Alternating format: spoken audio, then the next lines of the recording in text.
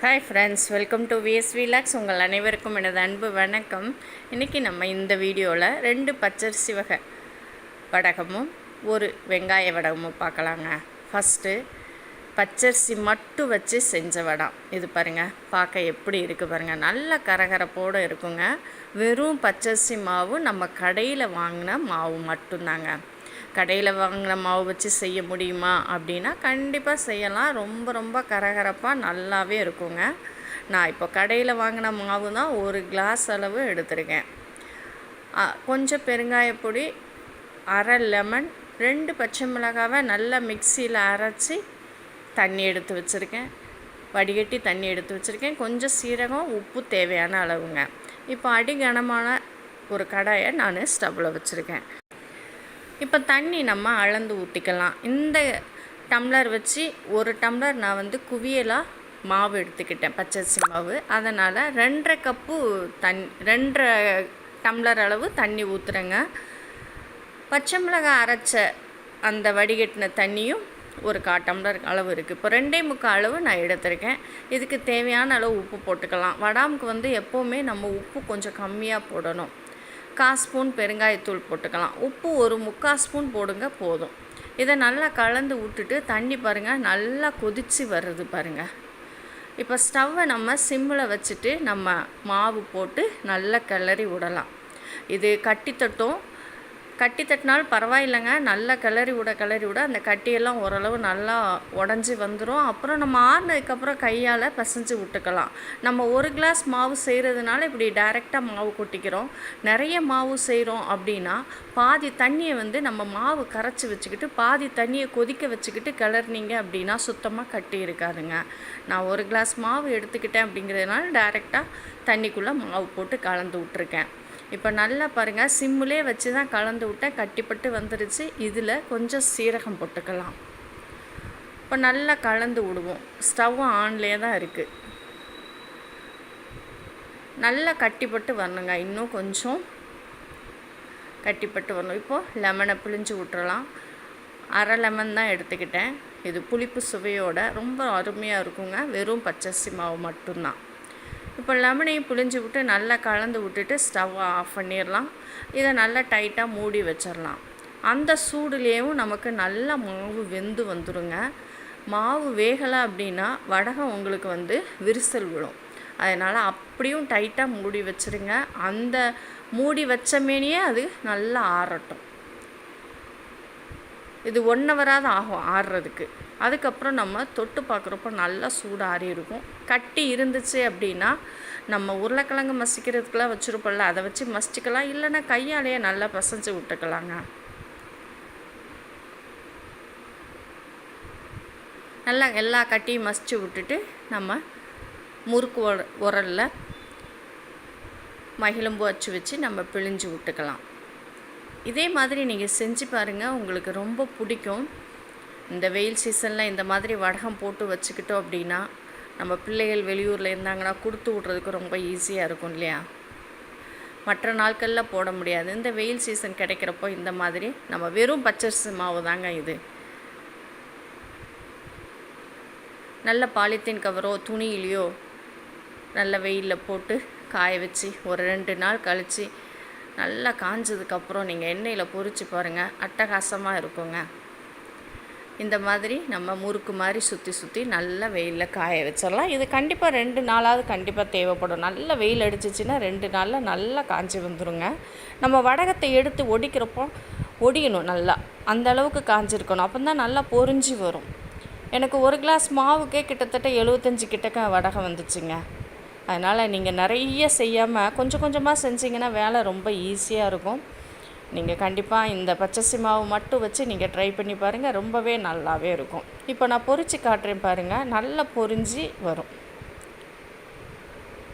பிள்ளைங்க சும்மாவே சாப்பிட்டுருவாங்க. எவ்வளோ பொரித்து வச்சாலும் காலியாயிரும்.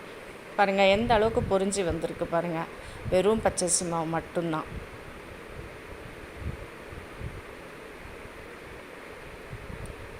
அடுத்ததாக நம்ம வெங்காய வடகம்.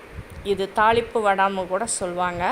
இது எங்கள் ஊர் சைடெல்லாம் வெங்காய வடகம்னு சொல்லுவோம். இந்த வடகம் வந்து அவ்வளோ நல்லா இருக்குங்க. மணமும் சரி, டேஸ்ட்டும் சரி, எல்லா சாப்பாடோடையும் சாப்பிட்றதுக்கு அட்டகாசமாக இருக்குங்க. இதுவுமே செய்கிறது ரொம்ப ஈஸி.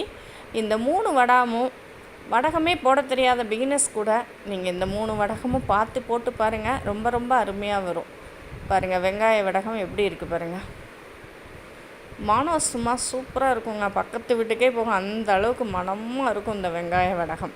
இதுக்கு நான் சின்ன வெங்காயம் எடுத்திருக்கேன். பெரிய வெங்காயத்துலேயும் செய்யலாம், ஆனால் சின்ன வெங்காயத்தில் செஞ்சால் தான் அதோடய டேஸ்ட்டு ரொம்ப நல்லா இருக்குங்க. இந்த கப் அளவுக்கு 5 கப் அளவு நல்ல குவியலாக சின்ன வெங்காயம் எடுத்திருக்கேங்க. அதே கப்புனா 1/2 கப்பு உருட்டு உளுந்து, நல்ல தொலியே இல்லாத உளுந்து 1/2 கப்பு எடுத்திருக்கேன். இதுதான் இதோட அளவு. இந்த உளுந்தை நம்ம 2 மணி நேரத்துக்கு முன்னாடியே ஊற வச்சிடணுங்க. நல்லா ஊறி வரணும் உளுந்து. இதுக்கு பூண்டுப்பல் வந்து 2 பூண்டுப்பல், பெரிய பூண்டுப்பல்லாகவும் உரித்து வச்சுருக்கேன். கடுகு உளுந்தம்பருப்பு வந்து 1/2 ஸ்பூன் எடுத்திருக்கேன். சீரகம் வந்து 1 ஸ்பூன் எடுத்திருக்கேன். இதுக்கு தேவையான அளவு உப்பு, ஒரு 3/4 ஸ்பூன் அளவு உப்பு எடுத்திருக்கேன். பெருங்காயத்தூள் எடுத்திருக்கேன். கருவேப்பிலை வந்து ஒரு கைப்பிடி அளவு எடுத்திருக்கேன். காரத்துக்கு வத்தல் வந்து ஒரு 5 எடுத்திருக்கேங்க. இதுக்கு இவ்வளோ தாங்க தேவையான பொருள். இந்த உளுந்து இப்போ ஊற வச்சுருந்தோம் இல்லையா, நல்லா ஊறி வந்திருக்கு பாருங்கள். இப்போ எல்லாத்தையும் நம்ம அரைச்சி தான் எடுக்க போகிறேன். ஏன்னா வெங்காயம் வந்து நம்ம கட் பண்ணுறதுக்கு ரொம்ப டைம் ஆகும். அதனால் நான் மிக்சியில் பல்ஸில் போட்டு எடுத்துக்க போகிறேன். ரொம்ப ஈஸியாக வேலை முடியுங்க. நைஸாலாம் அரைப்படாது பல்ஸில் போடுறப்போ. பல்ஸில் எப்படி போடுறதுன்னு பாருங்கள். இப்படி பின்னாடி லைட்டாக திருப்பி விட்டாலே நல்லா அரைப்பட்டுருங்க. நம்ம எப்படி கட் பண்ணமோ அந்த மாதிரி தான் இருக்கும். ஒரு சில வெங்காயம் முழுசாக இருக்கும், அதை நம்ம எடுத்துடலாம். இப்படி பண்ணுறப்போ நமக்கு ஈஸியாக போயிடும் வேலை. அதனால் நான் வெங்காயம் பூண்டு எல்லாமே பல்ஸில் போட்டு தான் எடுத்து வச்சுக்கிட்டேன். இப்போ அதே மாதிரி இப்போ உளுந்து நல்லா ஊறி இருக்குது பாருங்கள். அந்த உளுந்தை நல்லா அரிச்சு போட்டுக்கலாம். தண்ணியே விடக்கூடாதுங்க. உளுந்தை மட்டும் மிக்ஸி ஜாரில் போட்டு நம்ம அரைக்கணும். தண்ணி விட்டோம் அப்படின்னா வெங்காயத்துலேயும் ஆல்ரெடி நம்ம அரைச்சி வச்சுருக்கோம் இல்லையா, அதுவும் கொஞ்சம் தண்ணி விட்டு தான் இருக்கும். இப்போ உளுந்துலேயும் தண்ணி விட்டுட்டோன்னா நம்ம வடகம் தண்ணியாக போயிடும். இப்போ உளுந்தை பாதி அளவு அரைச்சி எடுத்துக்கிட்டேன். அதில் கருவேப்பிலை எடுத்து வச்சோம் இல்லையா, அதுவும் வத்தலும் போட்டு நல்லா அரைச்சி எடுத்துக்கலாம். இந்த மாதிரி செய்கிறப்போ ரொம்ப ஈஸியாக வேலை முடியுங்க. நம்ம நறுக்கிட்டு இருந்தோன்னா ரொம்ப டைம் எடுக்கும். அதனால தான் நான் வெங்காயமும் பூண்டும் பல்ஸில் போட்டு எடுத்து வச்சுருக்கேன். இப்போ உளுந்தும் அரைச்சி எடுத்தாச்சு. பூண்டு எல்லாமே நான் பல்ஸில் போட்டும் எடுத்து வச்சுருக்கேன். இப்போ எல்லாத்தையும் சேர்ந்து நம்ம கலந்து விடணும். அவ்வளோதாங்க வேலை. நல்லா கலந்து விட்டுட்டு நல்லா கிள்ளி வச்சோம் அப்படின்னா ரொம்ப ஈஸியாக வேலை முடிஞ்சு போகும். வெங்காய வடகம் ரொம்ப பேருக்கு பிடிக்கும், ஆனால் வேலை ஜாஸ்தின்னு நிறைய பேர் போட மாட்டாங்க. இந்த மெத்தடில் நீங்கள் போட்டு பாருங்கள், வேலையும் ரொம்ப ஈஸியாக முடிஞ்சிடும். டேஸ்ட்டு ரொம்ப ரொம்ப அருமையாக இருக்குங்க. இப்போ வெங்காயத்தோடு நான் பூண்டு, அரைச்சி வச்ச உளுந்து, கொஞ்சமாக உப்பு, 3/4 ஸ்பூன் அளவுக்கு உப்பு,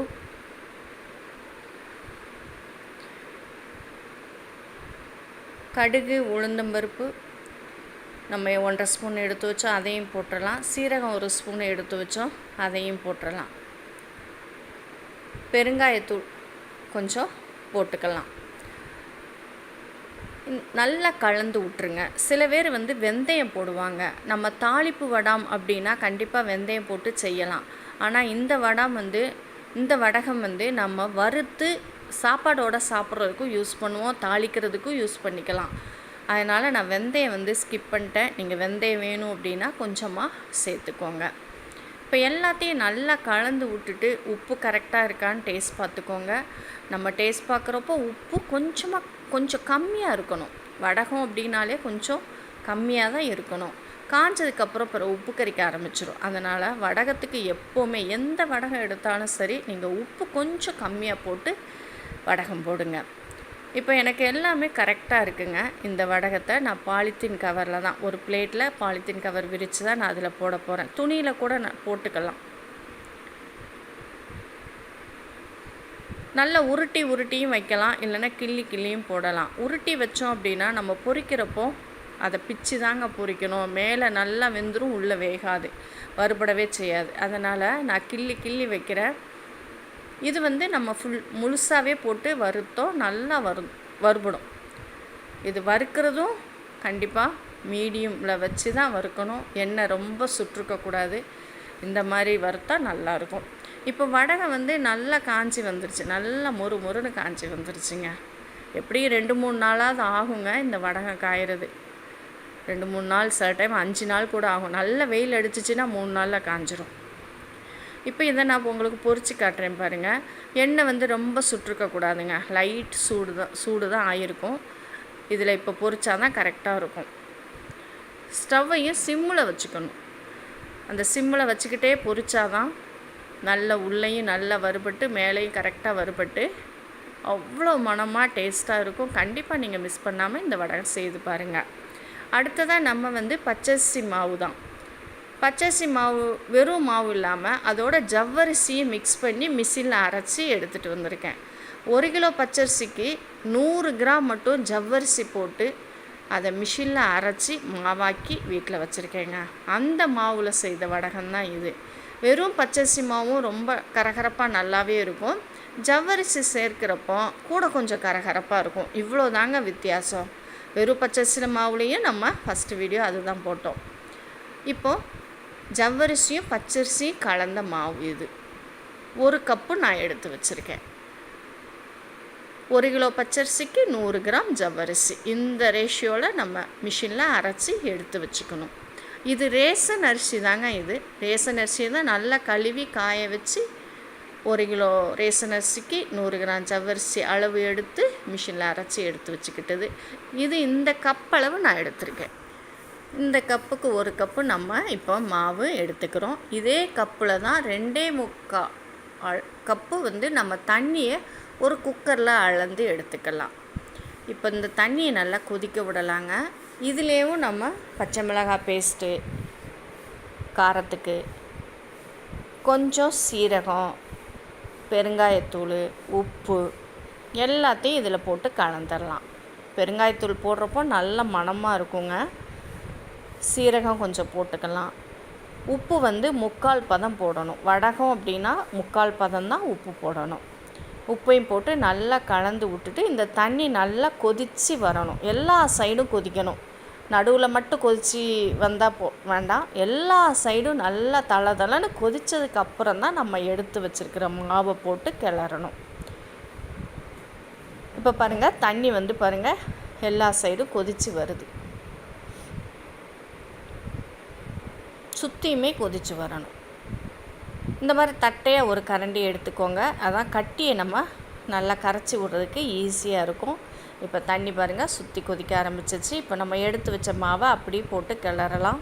மாவை அப்படியே போடுறதுனால கட்டி தட்டினாலும் பரவாயில்லைங்க. நம்ம உடச்சி விட அது கரைஞ்சிருங்க. நம்ம கொஞ்சமாக தான் மாவு எடுத்துருக்கோம், அதனால் அப்படி போட்டு ஈஸியாக கட்டி உடச்சி விட்டுக்கலாம். நீங்கள் நிறைய செஞ்சீங்க அப்படின்னா இப்போது 2 கிளாஸ் மாவு எடுத்துக்கிட்டிங்கன்னா எப்படியும் ஒரு 5 கிளாஸ் தண்ணியாவது ஊற்ற வேண்டியிருக்கும். அப்போது 2.5 கிளாஸ் தண்ணி வந்து மாவு கரைச்சி வச்சுக்கணும், 2.5 கிளாஸ் கொதிக்க வச்சுக்கணும். ஈஸியாக அது வந்து கட்டி இல்லாமல் நம்ம செய்ய முடியும். நம்ம கொஞ்சமாக தானே எடுத்துருக்கோம், அதனால் டைரெக்டாகவே நான் போட்டு செய்கிறேன். நீங்கள் நிறைய எடுத்துக்கிறீங்க அப்படின்னா பாதி தண்ணியை மாவு கரைச்சி வச்சுக்கோங்க, பாதி தண்ணியை மட்டும் கொதிக்க வைங்க. இப்போ நான் கொஞ்சமாகிறதுனால அப்படி போட்டு கிளறேன். இப்படி கிளற பாதி கட்டி உடஞ்சி போயிடும். அப்புறம் நம்ம ஆறுனதுக்கப்புறம் கையால் பிசைஞ்சு விட்டால் ஈஸியாக கட்டியெல்லாம் உடஞ்சிரும். அது லைட்டாக இருந்தாலும் ஒன்றும் பிரச்சனை இல்லைங்க, அது நல்லாவே இருக்கும் வடகம். இப்போ நல்லா கலந்து விட்டுக்கலாம். இது வந்து இந்த வடகம்லாம் பிகினர்ஸ் கூட ரொம்ப ஈஸியாக செய்யலாம். ஏன்னா கொஞ்சமாக நம்ம அளவு எடுத்து செய்கிறதுனால ரொம்ப ஈஸியாக செஞ்சிடலாம். இந்த மாவுக்கே நமக்கு எப்படியும் ஒரு 70-80 கிட்டக்க வடகம் வருங்க. இதுவே நமக்கு போதுமானதாக இருக்கும். இது மாதிரி ஒரு 2-3 தடவை செஞ்சு வச்சுக்கிட்டாலே நமக்கு போதுமான வடகம் கிடச்சிரும். அதனால் ஆரம்பத்தில் செய்கிறவங்க கொஞ்சமாக போட்டு மாவு எடுத்து செஞ்சு பாருங்கள். இதில் மிஸ்டேக் எதுவுமே விழாது, ஆனால் ஈஸியாக இருக்கும் கிளறதுக்கு. இப்போ இதை மாதிரி நல்லா கலந்து விட்டுக்கணும். நம்ம தண்ணி கொதிக்க ஆரம்பித்ததுக்கப்புறம் சிம்முலேயே வச்சு தான் இந்த மாதிரி கிளறி விடணுங்க. நமக்கு மாவு நல்லா வேகணும். எப்போவும் பச்சரிசி மாவு வேகலை அப்படின்னா நமக்கு வடகம் விரிசல் விழ ஆரம்பிச்சிடும். அதனால் சிம்மில் வச்சு நல்லா கட்டி படுற வரைக்கும் லைட்டாக கிளறி விட்டுக்கலாம். இப்போ பாதி கட்டி உடஞ்சிருச்சு. இன்னும் பாதியை நம்ம ஆறுனதுக்கப்புறம் கையால் பிசைஞ்சு விட்டுக்கலாம். இப்போ நல்லா கட்டிப்பட்டு வந்ததுக்கப்புறம் ஸ்டவ்வை ஆஃப் பண்ணிட்டு நம்ம குக்கரை நல்லா மூடி வச்சிடலாங்க. அந்த மூடி வச்ச மேனியும் அது நல்லா ஆறணும். அப்போ தான் மாவு நல்லா வெந்து வரும். நம்ம குக்கரை தொட்டால் சுடக்கூடாது, அந்த அளவுக்கு ஆறி வெந்திருக்கணும். இப்போ நம்ம குக்கரை மூடிடலாம். ஸ்டவ்வையும் ஆஃப் பண்ணிட்டேன். இப்படியே ஆறட்டும். இது எப்படி 1 hour 1.5 மணி நேரமாக தான் ஆகுங்க. ஆறுனதுக்கப்புறம் பாருங்கள், மாவு நல்லா வெந்து வந்திருக்கும். அப்போ கையாலே பிசைஞ்சு நம்ம அந்த கட்டி லைட்டாக இருந்தால் அதை கையால் பிசைஞ்சு விட்டுறலாம். இல்லைனா உருளைக்கிழங்கு மசிக்கிறத வச்சு நல்லா மசிச்சு விட்டால் நல்லாவே உடஞ்சிரும். இப்போ நல்லா பிசைஞ்சு எடுத்துக்கிட்டு இதில் கொஞ்சம் லெமன் விடணுங்க. லெமன் விட்டோம் அப்படின்னா அந்த புளிப்பு சுவையோட வடகம் டேஸ்ட்டு ரொம்ப நல்லாயிருக்கும். பாருங்கள், மாவு எவ்வளோ நல்லா வெந்து வந்திருக்கு பாருங்கள். இதில் ஒரு அரை லெமன், நம்ம 1 கப்பு மாவு எடுத்தோம் இல்லையா, அதனால் அரை லெமன் தான் பிழிஞ்சு விடுறேன். நல்லா இதை கலந்து விட்டுட்டு அப்படியே நம்ம முறுக்கச்சில் வச்சு பாலித்தீன் கவர்லேயோ இல்லைன்னா துணியிலையோ, வெயில் நல்லா அடிச்சிச்சு அப்படின்னா 2 நாளில் காஞ்சி போகுங்க. பாருங்கள், கட்டியே இல்லை பாருங்கள்.